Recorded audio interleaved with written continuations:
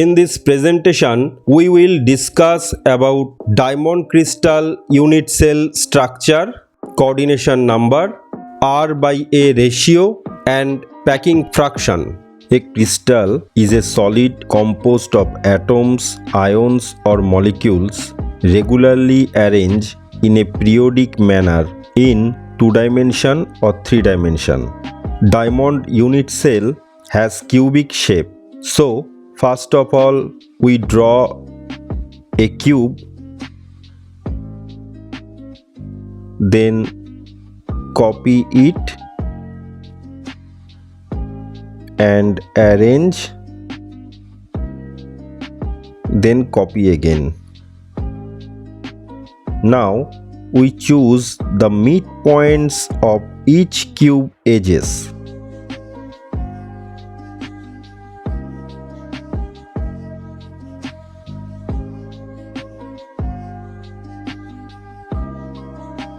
Then connect the midpoints of the opposite edges.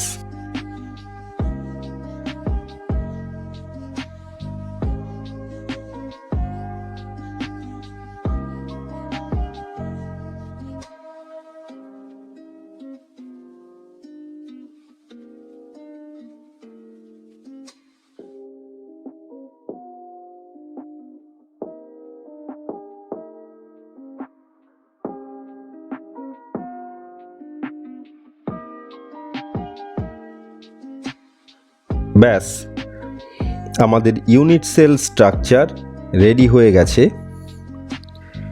এবার এটাকে কয়েকটা কপি করে রাখি, পরে আমাদের কাজে লাগবে।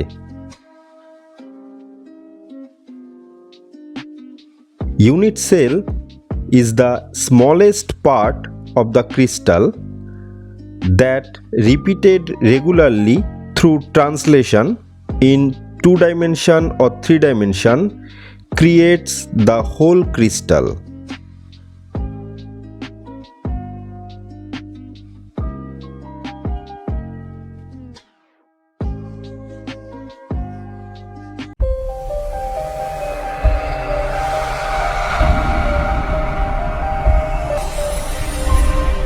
আমরা জানি ল্যাটিস প্লাস বেসিস মিলে তৈরি হয় ক্রিস্টাল। তো এই ইউনিট সেল স্ট্রাকচারে থাকে কিছু ল্যাটিস পয়েন্টস, সেগুলো আমরা বেসিস দিয়ে ফিল করব। বেসিস বলতে এখানে কার্বন অ্যাটম। এখন ইউনিট সেলে কার্বন অ্যাটমগুলোর পজিশনগুলো ভালোভাবে বোঝবার জন্য কয়েকটি ইউনিট সেল স্ট্রাকচার বানিয়ে রেখেছি আগে থেকেই। প্রথমটাতে আমরা শুধু কর্নার্স অ্যাটমগুলো বসাবো। অরেঞ্জ সার্কেল দিয়ে কর্নার অ্যাটমগুলোকে দেখানো হয়েছে। কিউবের 8টা কর্নারে 8টা অ্যাটম প্লেস করে দিলাম।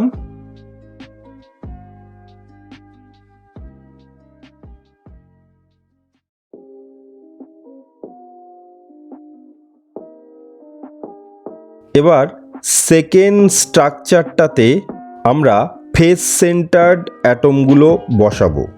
গ্রিন সার্কেল দিয়ে ফেস সেন্টার্ড অ্যাটমগুলোকে দেখানো হয়েছে।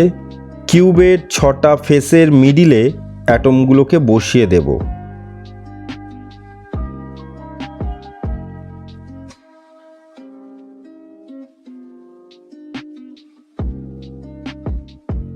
আর একটা স্ট্রাকচার কপি করে নিই। এবার এই থার্ড স্ট্রাকচারে ইন্টেরিয়ার অ্যাটমগুলোকে বসাবো। মন দিয়ে দেখো কি করছি। উপরের ফেসের ডায়াগোনাল আঁকলাম, সিমিলারলি নিচের ফেসের ডায়াগোনাল আঁকলাম। আবার উপরের ফেসের অপোজিট ডায়াগোনাল ও নিচের ফেসের অপোজিট ডায়াগোনাল আঁকলাম। তুমি ভাবতে পারো পুরো কিউবটা হলো একটা বাড়ি, যার গ্রাউন্ড ফ্লোরে 4টে ইকুয়াল সাইজের ঘর আছে এবং উপরের ফ্লোরেও 4টে ইকুয়াল সাইজের ঘর আছে। এবার নিচের ঘর ও ঠিক তার উপরের ঘরগুলোকে আলাদা আলাদাভাবে দেখাচ্ছি।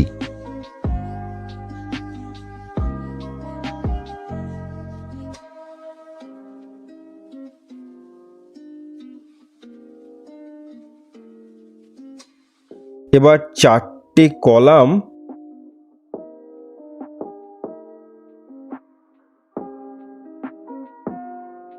আঁকা হলো, যেটি 4টে ঘর দিয়ে গেছে পুরো গ্রাউন্ড থেকে রুফ পর্যন্ত। এই যে কিউব, এটা length, width and height equals to a, সুতরাং এই কলামগুলোরও হাইট এ।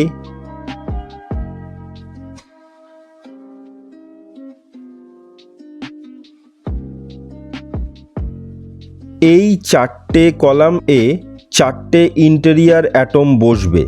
পিঙ্ক কালারের সার্কেল দিয়ে ইন্টেরিয়ার অ্যাটমগুলোকে চিহ্নিত করব। 2টো অ্যাটম গ্রাউন্ড ফ্লোরের 2টো ঘরে বসেছে,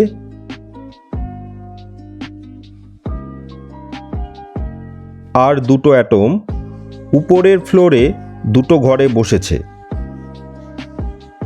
কোন অ্যাটম কোন ঘরে বসেছে সেটা বুঝতে হলে দেখো যে সেই অ্যাটমটি কোন কলামে আছে এবং সেই কলামটি কোন ঘর দিয়ে গেছে। এবার দেখো গ্রাউন্ড ফ্লোরের 2টো ঘরে যে 2টো অ্যাটম বসেছে তার ডিস্টেন্স ফ্রম লোয়ার সারফেস হলো a/4, মানে পুরো কলামটা এ হলে তার 1/4 পজিশানে অ্যাটম 2টো বসবে। আবার উপরের ফ্লোরের 2টো অ্যাটম 3/4 এ ডিস্টেন্সে বসবে। যদি তুমি রুফ থেকে ডিস্টেন্স দেখো তাহলে হবে a/4। এই কনসেপ্টটা আমরা নিয়েছি কিন্তু সহজভাবে অ্যাটমিক পজিশনগুলো বোঝবার জন্য।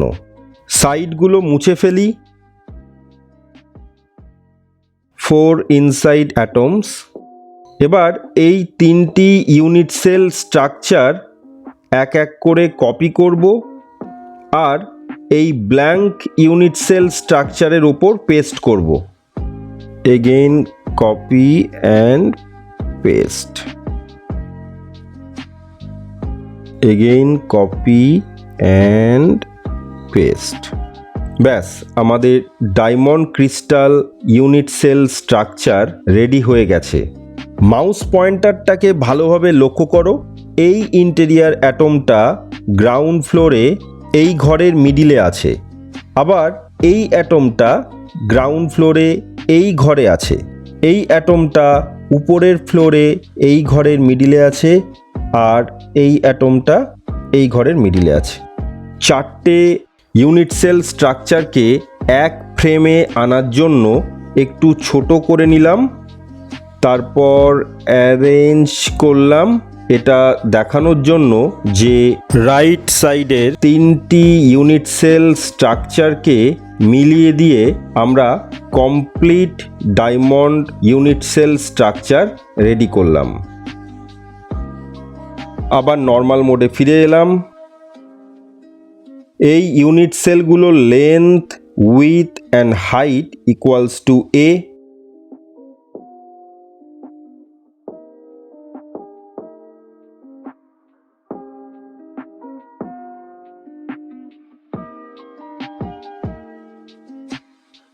এবার আমরা অন্য ভিউতে ডায়মন্ড স্ট্রাকচারটাকে বুঝব।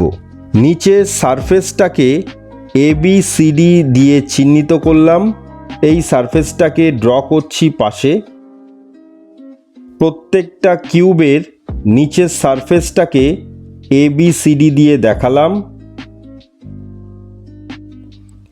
এবার কর্নার্স অ্যাটমটাকে কপি করলাম ও ABCD পজিশনে বসিয়ে দিলাম।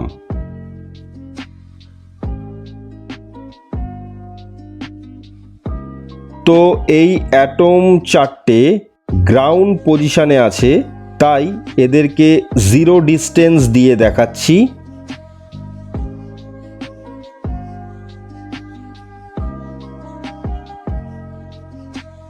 আবার রুফ সারফেসে 4টে অ্যাটম এ ডিস্টেন্সে আছে। আমরা রুফ সারফেস থেকে নিচের দিকে তাকালে দেখব যে ABCD পজিশনের উপরে এ হাইটে আরও 4টি অ্যাটম আছে। এবার ফেস সেন্টার্ড অ্যাটমগুলোকে দেখি। ABCD সারফেসের প্রত্যেকটা এজের মিড পয়েন্টগুলোকে নিলাম। দেখো 4 চারটে ফেস সেন্টার্ড অ্যাটম এই মিড পয়েন্টগুলোর ঠিক উপরে আছে। রুফ সারফেস থেকে নিচে তাকালে দেখব যে চারটে ফেস সেন্টার্ড অ্যাটম এবিসিডি সারফেসের প্রত্যেকটা এজের মিড পয়েন্টে থাকবে।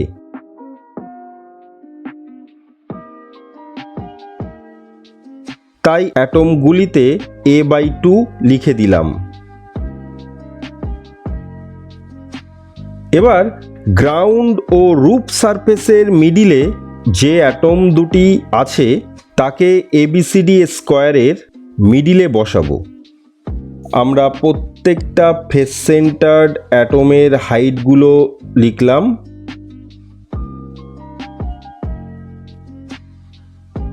তো এই মিডিলে অ্যাকচুয়ালি দুটো অ্যাটম আছে, একটা 0 ডিস্টেন্সে আর একটা A ডিস্টেন্সে।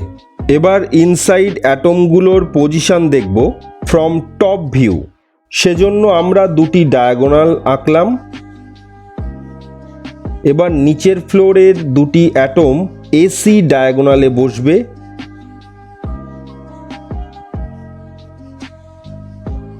এবং উপরের ফ্লোরের দুটি অ্যাটম BD ডায়াগোনালে বসবে।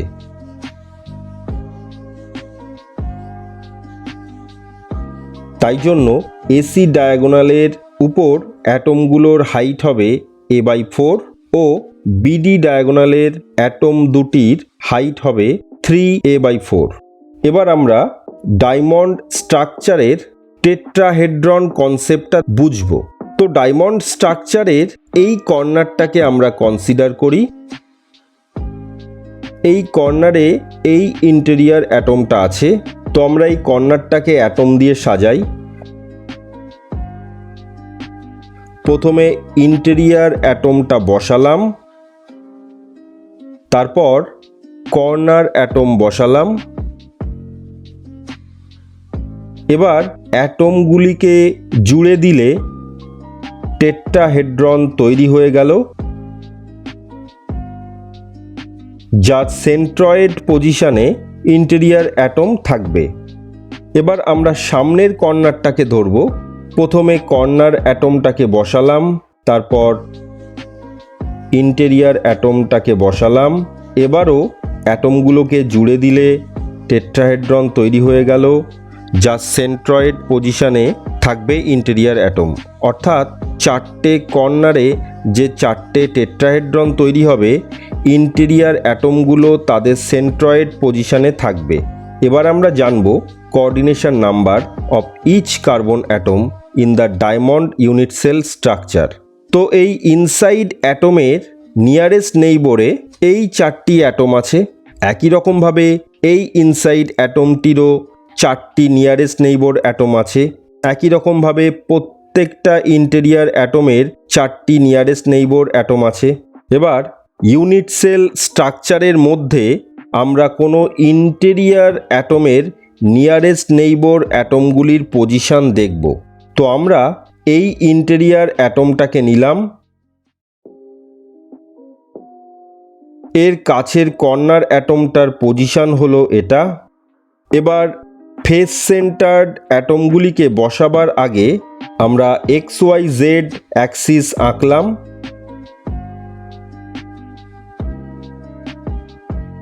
কারণ একটি FC অ্যাটম XY প্লেনে, একটি XZ প্লেনে ও আরেকটি YZ প্লেনের মিডিলে থাকবে। এবার পাশের ছবির সাথে কম্পেয়ার করে অ্যাটমগুলির পজিশন ইউনিট সেলের মধ্যে দেখানো হয়েছে।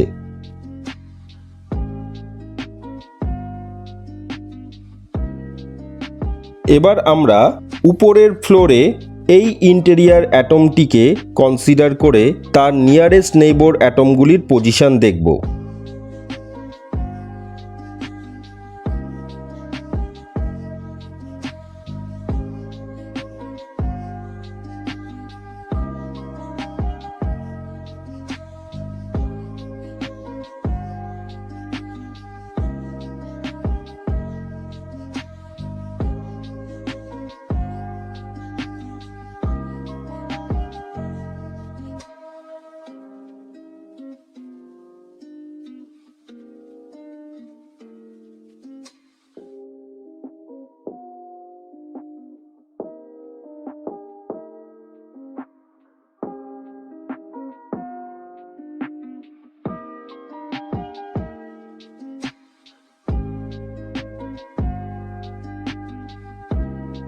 তাহলে বুঝলাম আমরা coordination number of each carbon atom equals to 4। এবার আমরা R/A রেশিও বার করব। সেই উদ্দেশ্যে এই ইউনিট সেলটাকে কপি করলাম,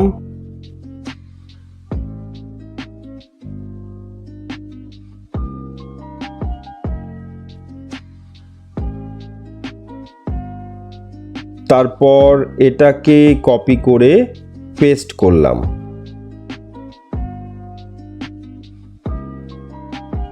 এবার একটাকে আর একটার ওপর চাপিয়ে দিলাম। এখানকার জিওমেট্রি ভালোভাবে বোঝার জন্য জুম করে নিলাম।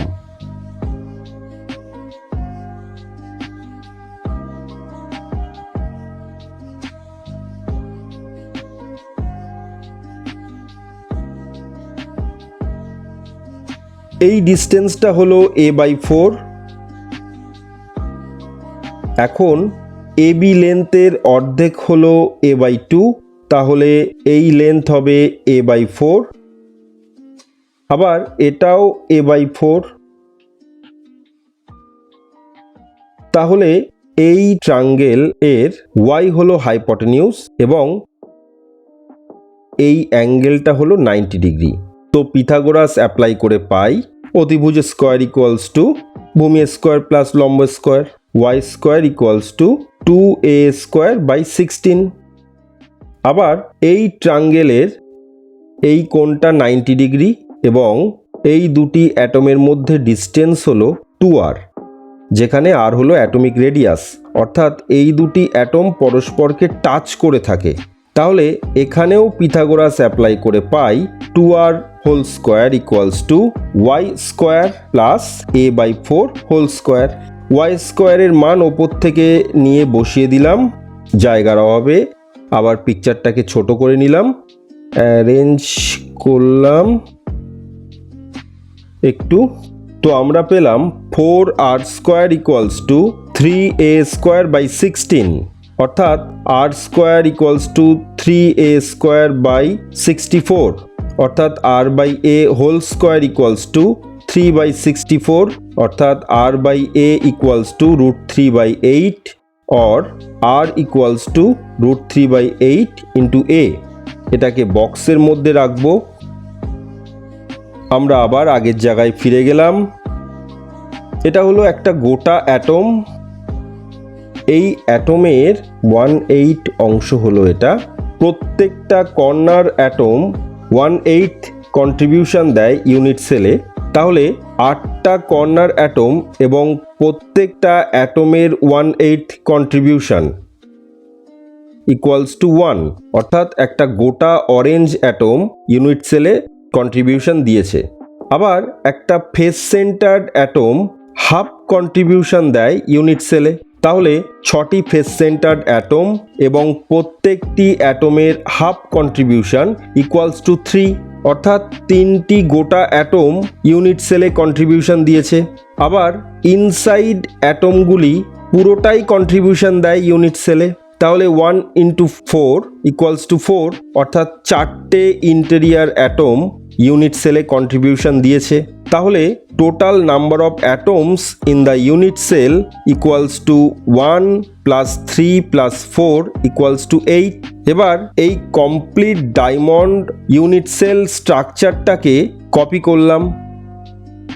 তো প্যাকিং ফ্র্যাকশন বলতে আমরা বুঝি ইউনিট সেলের ভলিউমের কত অংশ অ্যাটম দ্বারা অকুপাই হয়ে আছে, অর্থাৎ volume occupied by the atoms in the unit cell by volume of the unit cell. এটাকে আমরা লিখতে পারি number of atoms in the unit cell into volume of each atom by নিচে যেটা আছে সেটাকে সেম রাখছি। তো আমরা দেখেছি ইউনিট সেলে 8টা গোটা অ্যাটম কন্ট্রিবিউশন দিয়েছে। তাহলে নাম্বার অফ অ্যাটমসের জায়গায় 8 বসিয়ে দিলাম। আর অ্যাটমিক ভলিউম হলো 4/3 πr³, আর হলো অ্যাটমিক রেডিয়াস। আর volume of the unit cell equals to a³, কারণ ইউনিট সেলের দৈর্ঘ্য প্রস্থ উচ্চতা সব a। ক্যালকুলেশন করে পাই 32/3 পাই r/a হোল কিউব। এখন আমরা r/a এর মান বার করে রেখেছি। √3/8 এটার মান বসিয়ে দেব।